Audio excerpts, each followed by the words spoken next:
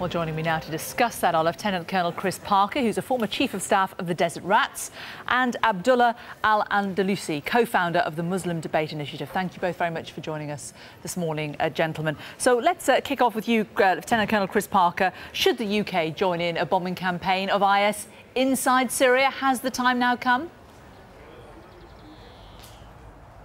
Well, I think the time has been there for some time, actually, because it was a bit of a nonsense only caused by political lines that we weren't pursuing these people who don't respect the borders anyway inside countries such as Syria. And we have to remember that other countries in the broader coalition, Americans, Arab countries, have already been bombing inside Syria. So the simple answer is yes, we should be doing this.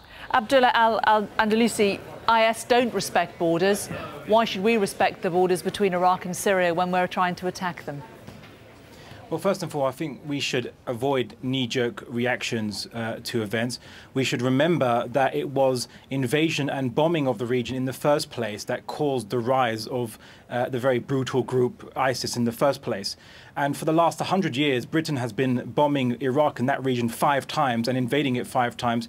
And I think that after 100 years, we should learn from failed foreign policy experiments, and we should avoid politicians exploiting the tragic deaths of British holidaymakers to further failed foreign policies. Is that true, though? I mean, a lot of people would dispute that. A lot of people will say that IS ideology is rooted in something entirely different from the West's foreign policy campaign in Iraq. It's to do with their interpretations of things that they have read in the Quran and in different scriptures, not to do with recent foreign policy of the last 10 years.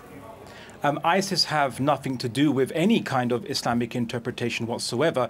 They are the result of former Baathists who have repackaged their regime under Saddam Hussein in a religious guise to get legitimacy for themselves in a deeply conservative region. And what they've done is no different to what Saddam Hussein did when he wanted to get legitimacy and support. I think if we portray this conflict as about ideology, we completely misunderstand the true causes for problems and conflict in that region, which is invasions, bombing and violence. And I don't think we'll make the region more stable, more peaceful by more bombing. Lieutenant Chris Parker, we've had our hands burned before in Iraq, haven't we?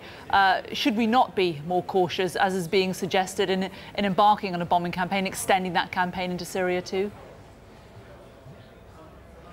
No, you're right. I mean, and Abdullah's right to say that we shouldn't do knee-jerk stuff, etc. But you've got to be careful with this. I mean, there's precision air bombing, which is when you're applying precise intelligence to drop a modern bomb on a particular group of extremely bad people, perhaps having a meeting, and that's only approved when there's no collateral damage. Having been involved in that process many times, there's a specific procedure, and only then can you effectively remove these people from the equation, which is what needs to happen. And that precision air bombing is very different to what the sad images which people can have of when things go wrong, or when people apply Gaza-style bombing campaigns or shelling campaigns. That's not what the Royal Air Force will be involved in, nor the coalition in the broadest sense. It's targeted operations against specific bad people who need to be removed because of the war that's going on now between the West and this ideological group. That is the aim, though, isn't it? But things go wrong, don't they? And Chris Parker, isn't that the concern? If it ever goes wrong, how that is interpreted and how that is then used by IS in propaganda. No, absolutely, and that is what I've been involved in that process, and it's horrendous when it goes wrong. But when you're playing around with 500-pound bombs and 1,000-pound bombs and precision attacks and things go wrong.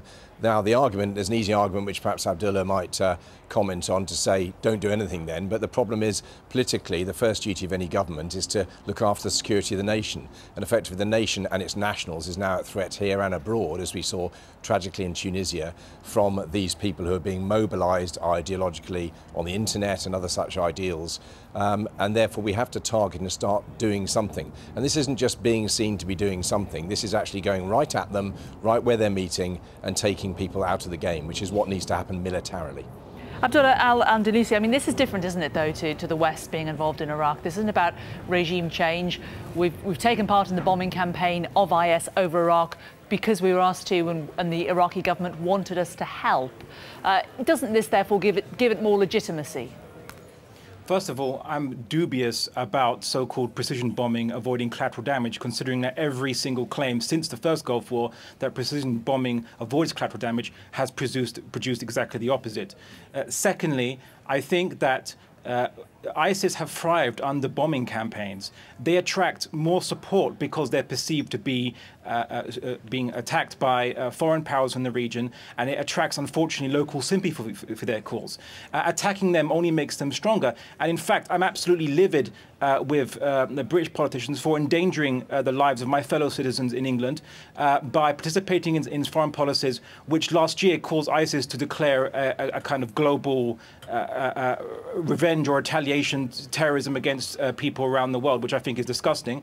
But they declared it because they felt that they were being attacked and because we bombed them. I think that are you suggesting that the British government should change its foreign policy at the behest of IS?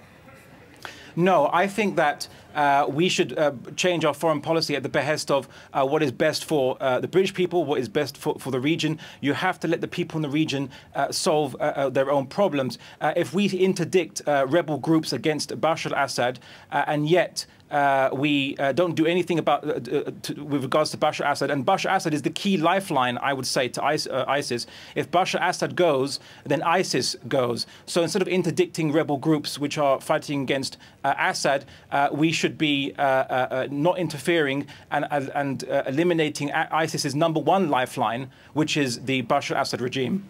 How should we deal with Bashar al-Assad, Chris Parker?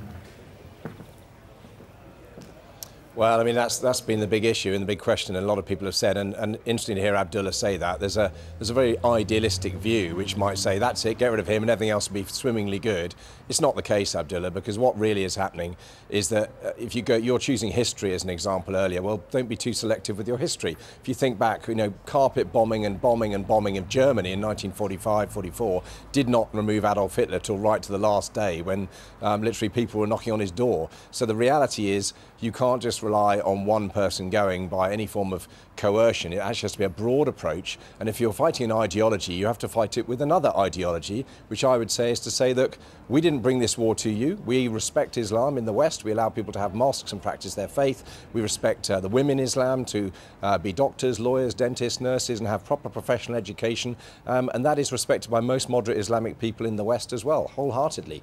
So you fight it with ideology, you fight it with information, you fight it with diplomacy, but you also have to, at some point, when people are hitting us, you basically have to make them feel a bit uncomfortable. And that's exactly what is now going to happen, I'm sure, and it's happening every day. And we have to also remember, Abdullah, that the campaign in Afghanistan has largely been successful precisely because these people do not know where to hide, because of spies in their own camp, etc., gaining reward or whatever for telling the information, and suddenly these people disappear in a puff of smoke in a bomb strike. Now, that starts to put people on the back foot, and that's what people should be being put on, the back foot. And they shouldn't be leading this game, and at the moment they're leading it. It's wrong that they're leading it, and we need to take more control of the situation.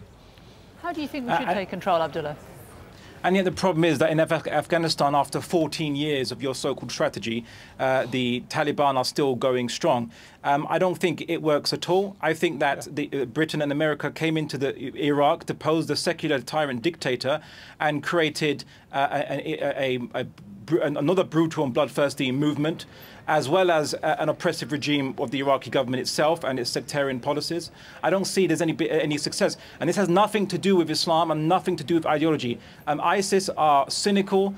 They were originally secularists. They don't care about Islam. They care about power and about recreating some kind of regime for themselves. And the only way to defeat them is to let the people on the ground who live in the area deal with them. That is the best way to get rid of ISIS. And I think we should stop interfering, because we are the cause of the problems in the Middle East for the last 100 years. And I think we should get this through our heads, because a lot of innocent people are suffering because of it. But Abdullah, when you look at the map and you look at ISIS control in that part of the world, and you see how close they are to Baghdad, how close they are to a lot of the Iraqi population, it's clear that the Iraqi armies are not able to cope with it. The Kurdish armies are not able to cope with it, and they have requested help. Well, I think that there are Sunni tribes in Iraq, in the north, which were only sided with ISIS because they detested the brutality of the Iraqi regime, the sectarian Iraqi regime. They need to be allowed to fight ISIS. The Syrian rebels need to be allowed to fight ISIS, and instead of Britain interdicting a lot of Syrian rebel groups, they should allow the Syrian rebel groups to kick out ISIS and to kick out Bashar al-Assad. And I remember Bashar al-Assad is the key lifeline to ISIS. They are symbiotic. They have a symbiotic relationship, and you can't deal with one without the other. If ISIS loses Syria, they will lose Iraq. And so Bashar al-Assad is the key domino we should be focusing on, not some former Baathists who adopted religious garb and arose because of us deposing a secular tyrant in the region. OK, final thought. We've only got 30 seconds. Lieutenant Colonel Chris Parker. Ultimately, if the British government does decide to go ahead with supporting airstrikes of IS over Syria, do you think troops on the ground will follow?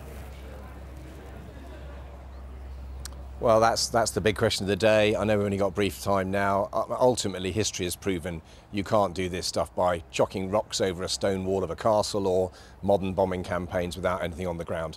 I think Abdullah is actually right that the people on the ground need to solve it are the local people. The key thing is they need some help. So it's a combination of some expertise, Western expertise, which will need some people in combat uniforms, but primarily it's the local people who must solve this. So we are agreed on that. OK, on that one point of agreement, let's leave it. Lieutenant Colonel Chris Parker and Abdullah al Andalusi, thank you both very much.